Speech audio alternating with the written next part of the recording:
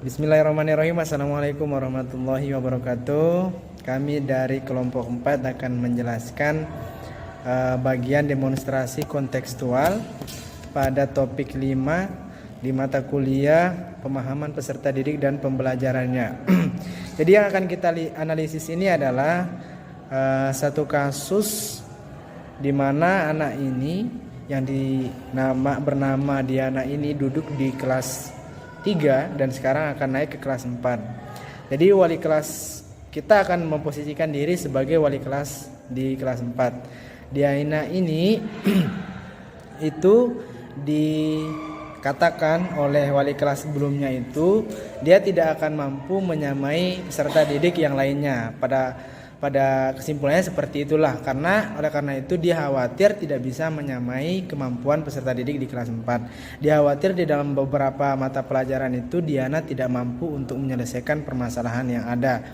Dan akan tetapi di satu sisi Diana itu kalau ditanya dan bekerja individual, komunikasinya juga cukup bagus. Oleh karena itu ada beberapa pertanyaan yang muncul yang menjadi bagian dari hal yang harus kita diskusikan. Salah satunya yang pertama adalah kira-kira bagaimana cara melakukan asesmen terhadap keadaan Diana. Kita memiliki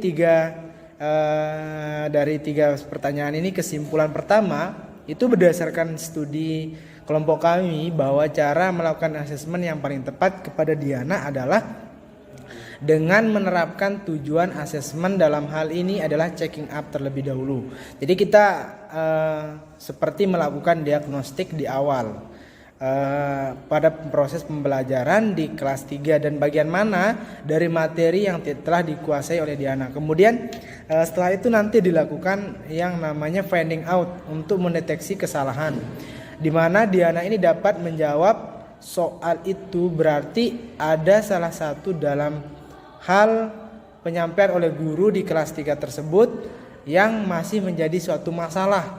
Dan hal ini terjadi karena guru terlalu cepat dalam menyampaikan materi dan tidak memberikan kesempatan kepada Diana untuk menangkap maksud dan tujuan dari penjelasan tersebut, sehingga harus diulang sebanyak 2 kali.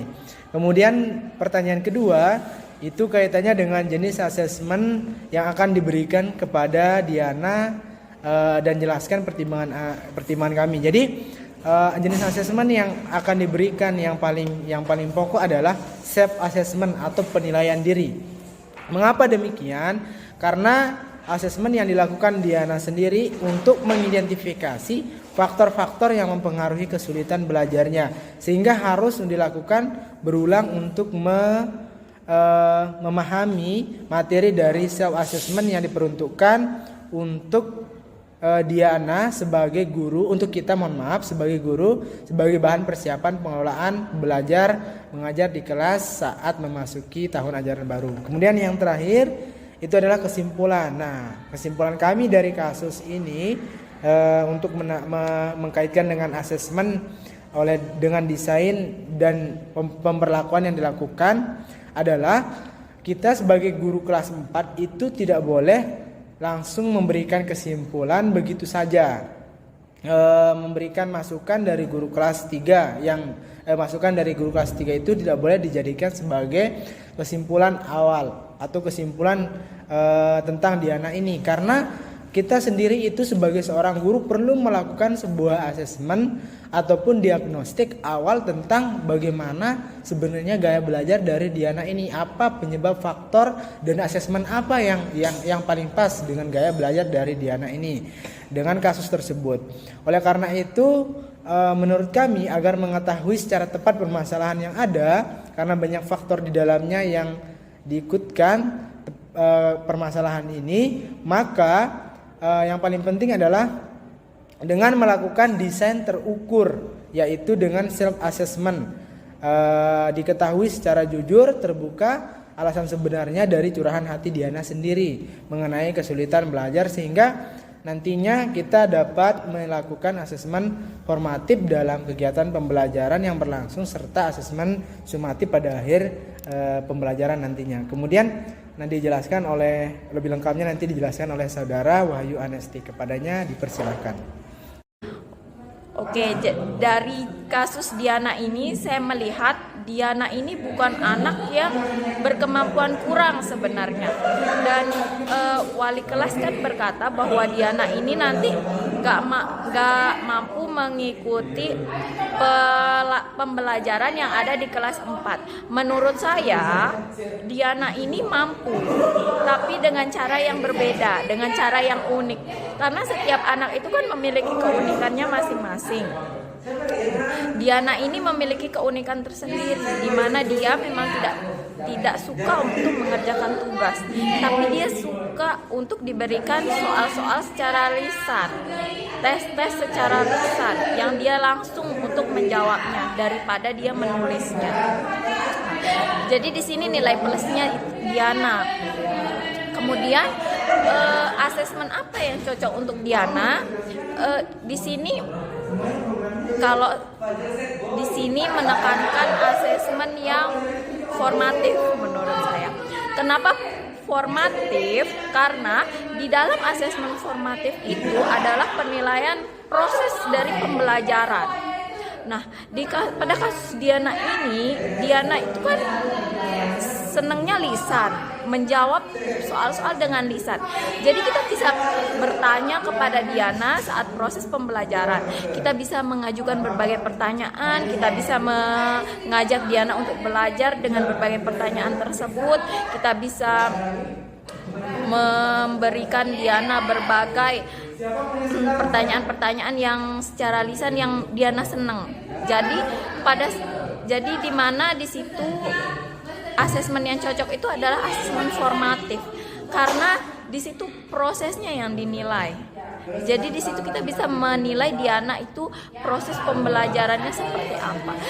Saya melihat Diana ini sebenarnya anak yang memiliki keunikan yang sangat-sangat spesial. Kenapa saya bilang spesial? Karena Diana kan gak suka ngerjain tugas, tapi dia suka menjawab soal secara lisan. Dimana saat dia menjawab soal secara lisan itu, di situ minimalisir angka kecurangan atau contek-mencontek atau melihat tugas teman itu kecil kemungkinannya, karena Diana langsung menjawab soalnya itu sendiri, langsung menjawab secara lisan soalnya itu. Nah, pada saat berbeda dengan teman-temannya yang menulis. Nah, bisa jadi teman-temannya yang menulis itu mereka melihat Google, mereka melihat berbagai referensi, mereka melihat buku juga, atau tidak melihat pekerjaan teman, itu bisa jadi. Ya. Tapi kita tidak boleh juga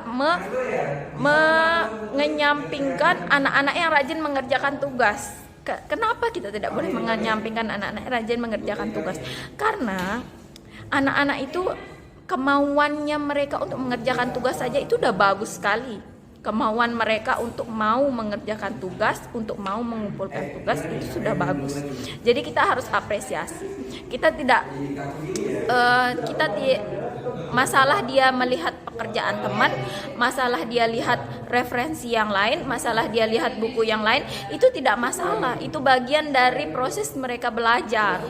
Nah, jadi itu tidak ada masalah juga untuk anak-anak yang rajin ngerjain tugas. Karena bukan rata-rata sih. Karena beberapa anak itu kan ada yang sulit untuk menulis, sulit untuk mengerjakan tugas, sulit untuk diajak belajar. Dengan anak-anak itu rajin mengerjakan tugas aja itu sudah nilai plus, senang kita. Nah, urusan mereka lihat pekerjaan teman atau enggak mereka lihat referensi yang lain, itu proses dari pembelajarannya mereka. Tapi pada kasus Diana ini juga anak yang spesial, karena Diana senang lisan, senang pertanyaan-pertanyaan yang diajukan secara lisan. Berarti Diana ini termasuk anak yang aktif. Menurut saya anak yang aktif, karena dia bisa mengutarakan pendapatnya, memerdekakan peserta didik, bisa kita lihat dari Diana ini. Terus Diana ini kenapa dia spesial? Karena itu tadi, karena saat kita mengajukan pertanyaan itu secara lisan, Diana akan langsung menjawabnya. Nah, tetapi Diana ini kan sudah membaca buku, sudah mendengarkan penjelasan guru, Dalam artian Diana ini dijelaskan masuk berarti ke pikirannya. Dia dibaca buku berarti masuk ke pikirannya. Cuma dia nggak suka menulis tugas gitu kan. Berarti dia selama dijelaskan penjelasan oleh guru di dalam kelas, selama membaca buku, membaca berbagai referensi, berarti ditangkap oleh Diana ilmu itu. Nah, pada saat kita bertanya secara lisan, Diana pun bisa menjawabnya dengan baik. Berarti Diana ini juga termasuk bukan kurang sih menurut saya, tapi spesial anaknya gitu. Menurut saya dia bisa menyeimbangkan pembelajaran di kelas 4 di kemudian hari.